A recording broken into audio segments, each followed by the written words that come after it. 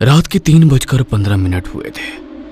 थाने Bhiwandi highway के पास वाली सुनसान सड़क पर एक कार खड़ी मिली। दरवाजा खुला था, अंदर खून फैला हुआ था और ड्राइवर सीट पर सिर्फ आधा शरीर, नीचे जमीन पर घसीटने के निशान थे जो सीधे जंगल के अंदर जा रहे थे, जैसे कोई उसे जिंदा ही खींच कर ले गया हो।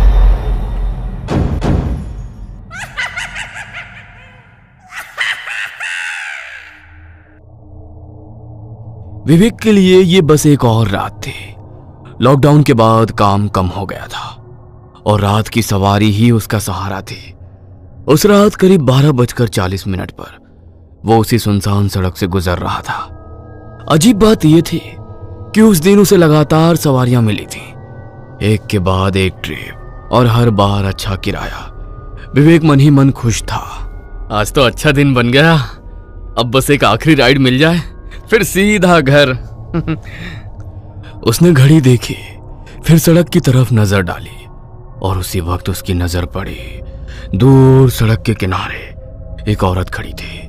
सफेद साड़ी, खुले बाल, चेहरा नीचे झुका हुआ। वो धीरे धीरे हाथ उठा रही थी, जैसे गाड़ी रोकने का इशारा कर रही हो। विवेक का पैर एक्सीलेटर पर ही रहा। उसने एक पल के लिए सोचा, इतनी रात को ये यहाँ क्या कर रही है? कहीं कोई झंझट तो नहीं? गाड़ी थोड़ी आगे बढ़ी, पर फिर उसके दिमाग में दूसरा ख्याल आया। अगर वो सच में मुसीबत में हो तो? मेरे घर में भी तो बीवी बच्चे हैं, किसी की मदद कर दूं तो क्या बुरा है? उसने ब्रेक दबा दी। गाड़ी धीरे धीरे रुक गई। वो औरत अब बिल्कुल पास थी, पर अजीब बात कि वो हिली तक नहीं, जैसे उसे पहले से पता था कि गाड़ी रुकेगी। गाड़ी रुकी। उसकी आवाज ऐसी थी जैसे गले में कुछ अटका हो, सूखी, टूटी हुई और अजीब ठंडी। विवेक ने खिड़की नीचे की। इतनी रात को यहाँ क्या कर रही हो? मुझे घर जाना है। उसने सिर नहीं उठाया, बस धीरे से दरवाजा खोला और बिना कुछ और बोले पीछे वाली सीट पर बैठ गई, जैसे वो पहले से जानती हो कि उसे बैठने दिया जाएगा। जैसे ही वो अंदर बैठी, विवेक को एक अजीब सी ठंड महसूस हुई। एसी बंद था, फिर भी गाड़ी के अंदर हवा अचानक ठंडी हो गई। विवेक ने एक पल के लिए मिरर में देखा, पर उस औरत का चेहरा अब भी झुका हुआ था और गाड़ी के अंदर अचानक एक अजीब सी गंध फैलने लगी। गीली मिट्टी और सड़न की मिली जुली गंध। विवेक ने कुछ नहीं कहा, बस गाड़ी चलाता रहा। गाड़ी आगे बढ़ रही थी, पर अब विवेक का ध्यान सड़क से ज्यादा पीछे बैठी उस औरत पर था, क्योंकि गाड़ी के अंदर की गंध धीरे धीरे अब बढ़ती जा रही थी। शुरू में उसे लगा शायद बाहर कहीं नाला होगा, पर अब वो बदबू सीधे उसकी सांसों में उतर रही थी।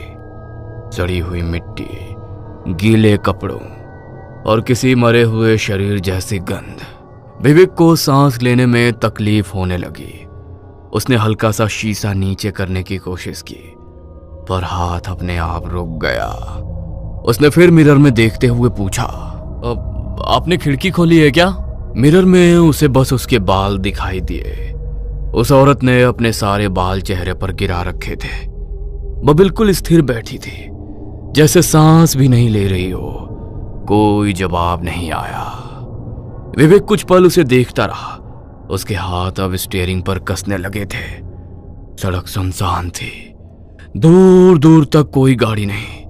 उसका गला सूखने लगा। फिर भी उसने हिम्मत करके पूछा, अब आपकी तबीयत ठीक है? कुछ सेकंड तक पूरी चुप्पी रही। फिर धीरे धीरे उस औरत ने अपना सिर उठाया और जैसे ही उसका चेहरा मिरर में दिखा, विवेक का खून जम गया। उसका चेहरा एक तरफ से पूरी तरह कुचला हुआ था, जैसे किसी भारी चीज ने उसका आधा सिर दबा दिया हो। त्वचा फटी हुई, हड्डी बाहर और उसकी आंखें पूरी सफेद। विवेक की सांस अटक गई। उसकी आंखों के सामने रास्ता धुंधला होने लगा। उसने डर कर फिर मिरर में देखा। अब वो औरत सीधे उसी को देख रही थी और अब उसका मुंह धीरे धीरे फटने लगा और कानों तक फट चुका था। उसके जबड़े से खून टपक रहा था। विवेक का पूरा शरीर कांपने लगा। उसके हाथ स्टीयरिंग पर जमे हुए थे। तुम कौन हो? उस औरत की गर्दन धीरे धीरे टेढ़ी हुई और वो हंसने लगी, शैतानी हंसी। तुम मुझे पहचानते हो ना? विवेक की सांसें तेज हो गईं। उसे कुछ समझ नहीं आ रहा था। तुमने मुझे मरने के लिए छोड़ दिया था, अब मैं तुम्हें नहीं छोड़ूंगी। इतना कहते वो विवेक की बगल वाली सीट के पीछे चिपक गई। उसका चेहरा विवेक के कान के बिल्कुल पास था। उसकी सड़ी हुई सांस विवेक के गर्दन को छू रही थी। विवेक जोर से चीखा। उसका स्टीयरिंग पर से कंट्रोल छूट गया। गाड़ी अचानक सड़क छोड़कर सीधे जंगल के अंदर घुस गई। वो औरत सड़क पर कई लोगों को दिख चुके थे, जो भी उसे लिफ्ट देता। कुछ दिनों बाद उसकी लाश मिलती, किसी की कार खाई में, किसी की लाश जंगल में, तो कोई गायब। कई परिवारों ने पुलिस कंप्लेंट भी की थी, पर हर बार पुलिस ने बस एक ही बात लिखी, लेट नाइट एक्सीडेंट, और केस बंद। ऐसे ही एक रात सतीश उसी रास्ते से अपनी गाड़ी लेकर गुजर रहा था। रात के करीब 1 बजे थे। चारों तरफ घना अंधेरा और सड़क पर सिर्फ उसकी गाड़ी की हेडलाइट्स। तभी उसे सड़क किनारे कोई खड़ा दिखाई दिया। एक औरत। इस बार उसने पीली साड़ी पहन रखी थी। उसकी मुंडी नीचे झुकी थी और वो धीरे धीरे हाथ हिलाकर गाड़ी रोकने का इशारा कर रही थी।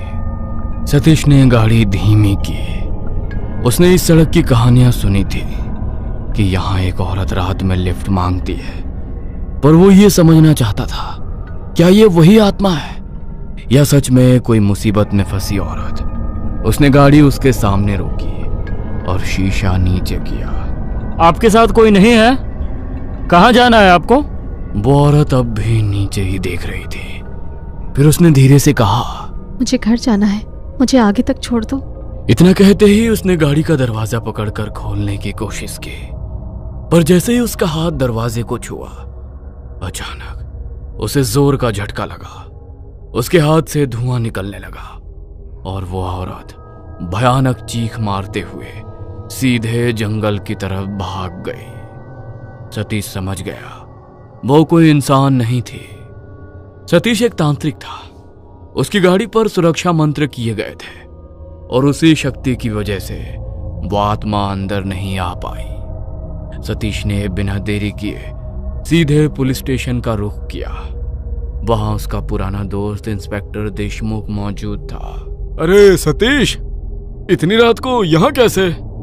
जो इस सड़क पर हो रहा है वो एक्सीडेंट नहीं है। देशमुख चुप हो गया। वो एक आत्मा है और वो अब भी लोगों को मार रही है। अगले कुछ दिनों तक सतीश और इंस्पेक्टर देशमुख ने उस सड़क पर निगरानी रखी और फिर अमावस की रात आई।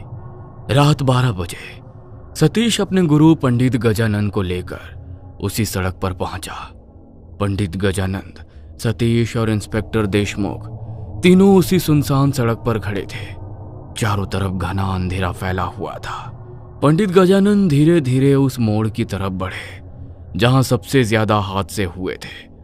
उन्होंने अपनी आंखें बंद की और हाथ में पकड़ी रुद्राक्ष की माला पर मंत्र पढ़ने लगे। हवा अचानक भारी होने लगी। सतीश ने महसूस किया जैसे आसपास का तापमान धीरे धीरे गिर रहा हो। इंस्पेक्टर देशमुख के हाथ कांपने लगे। ये अचानक इतनी ठंड कैसे हो गई? पंडित गजानंद ने सड़क की मिट्टी उठाई, उसे सूंघा और फिर अचानक उनकी आंखें खुल गईं। यहाँ सिर्फ मौत नहीं हुई थी, यहाँ किसी की पीड़ा अधूरी रह गई है। पंडित गजानंद उस जगह पर बैठ गए। उन्होंने काले कपड़े पर कुछ राख फैलाई, सरसों का तेल डाला और मंत्र पढ़ते हुए अग्नि जलाई। कुछ ही सेकंड में आग की लौ अजीब तरह से कांपने लगी। फिर पंडित गजानंद की आंखों के सामने दृश्य उभरने लगा। कुछ साल पहले उसी सड़क पर एक भयानक हादसा हुआ था। तेज बारिश की रात थी। एक ट्रक बेकाबू होकर सामने से आ रही बाइक से टकराया। टक्कर इतनी जोरदार थी कि आदमी वहीं सड़क पर घिसटता चला गया। उसकी मौके पर ही मौत हो गई, लेकिन उसकी पत्नी जिंदा थी। वो सड़क पर पड़ी थी, पूरा शरीर खून से लथपथ, हड्डियां टूटी हुई और सांसें टूट रही थी। वो मदद मांग रही थी। कोई बचा लो, मुझे मुझे मुझे अस्पताल ले चलो। कई गाड़ियां वहां से गुजरी, कुछ धीरे हुई, पर कोई नहीं रुका। लोग पुलिस केस से डर गए और उसे उसी हालत में छोड़कर चले गए। घंटों तक वो औरत सड़क पर तड़पती रही। फिर धीरे धीरे उसकी सांस बंद हो गई। इंस्पेक्टर देशमुख ने अगले दिन पुराने रिकॉर्ड्स निकलवाए। उस एक्सीडेंट फाइल में उसी औरत का नाम लिखा था, संध्या ठाकुर, और उसके पति का नाम मनीष ठाकुर। इतने साल और ये केस बस एक्सीडेंट कहकर बंद कर दिया गया। पंडित गजानन सड़क के बीच खड़े हो गए। उनकी आवाज अब भारी हो चुकी थी। ये आत्मा बदले में बंधी है। इसे मुक्ति तभी मिलेगी जब इसका दर्द पूरा होगा। आधी रात होते ही उसी सड़क पर क्रिया शुरू हुई।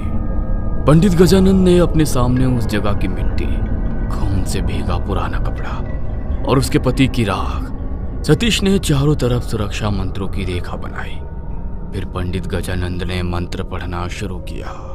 ओम श्रो काल भैरवाय नमः। अतृप्त आत्मा प्रकट हो। अचानक हवा तेज हो गई। पेड़ जोर जोर से हिलने लगे।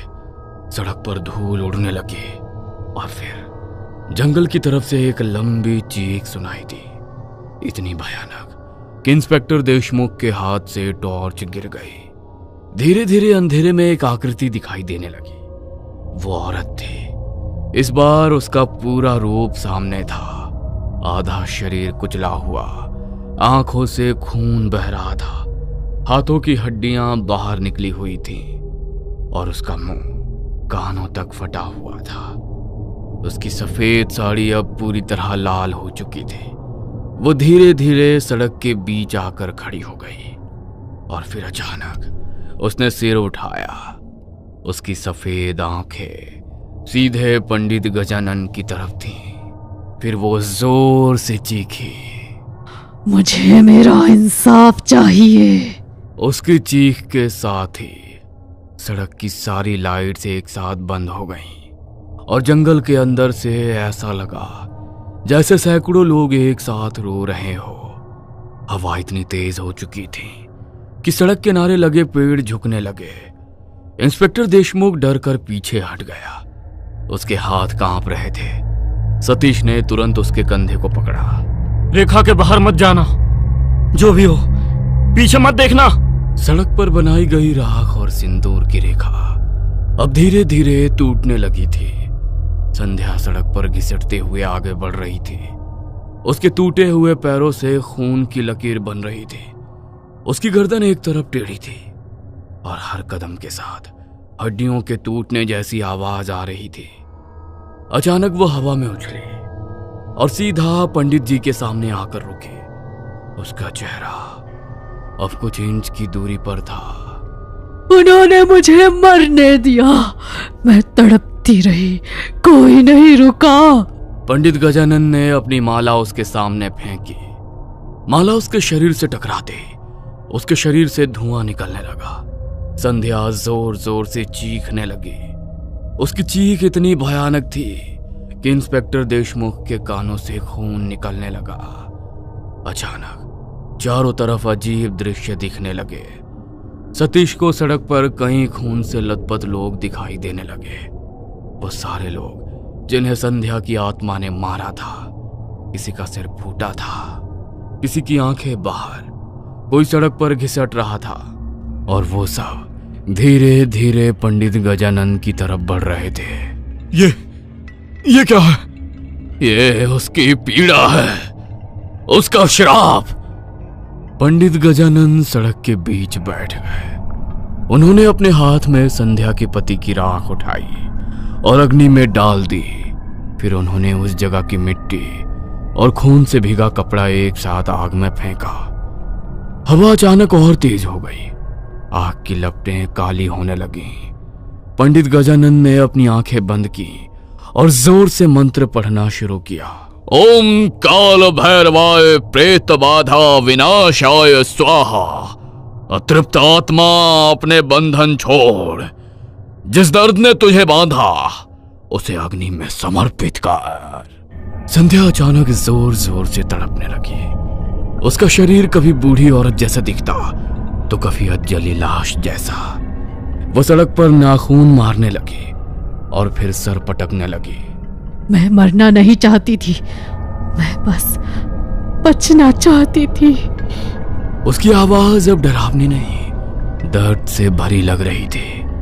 पंडित गजानन धीरे धीरे उसके करीब गए। उन्होंने राख का एक हिस्सा संध्या के सिर पर डाला और फिर अपने हाथ से उसकी आंखें बंद कर दी। अचानक संध्या को ट्रक के पीछे से एक आदमी की धुंधली आकृति दिखाई दी। वो उसके पति मनीष की आत्मा थी। वो धीरे धीरे संध्या की तरफ बढ़ा। संध्या ने उसे देखा और पहली बार उसके चेहरे पर डर नहीं, सुकून दिखाई दिया। आप वापस आ गए? मनीष ने उसका हाथ पकड़ा और अगले ही पल संध्या का शरीर धुएं में बदलने लगा। उसकी फटी हुई त्वचा, टूटी हड्डियां और खून से भरा चेहरा धीरे धीरे गायब होने लगा। फिर एक आखिरी चीख के साथ वो दोनों अंधेरे में विलीन हो गए। अचानक सब शांत हो गया। हवा रुक गई, पेड़ स्थिर हो गए और पहली बार उस सड़क पर डर नहीं था। इंस्पेक्टर देशमुख धीरे धीरे सड़क पर बैठ गया। इतने साल वो बस इंसाफ चाहती थी। उस रात के बाद उस सड़क पर कभी कोई हादसा नहीं हुआ। लोग कहते हैं आज भी अमावस की रात अगर कोई उस मोड़ से गुजरे तो उसे सड़क किनारे एक औरत और एक आदमी साथ चलते दिखाई देते हैं।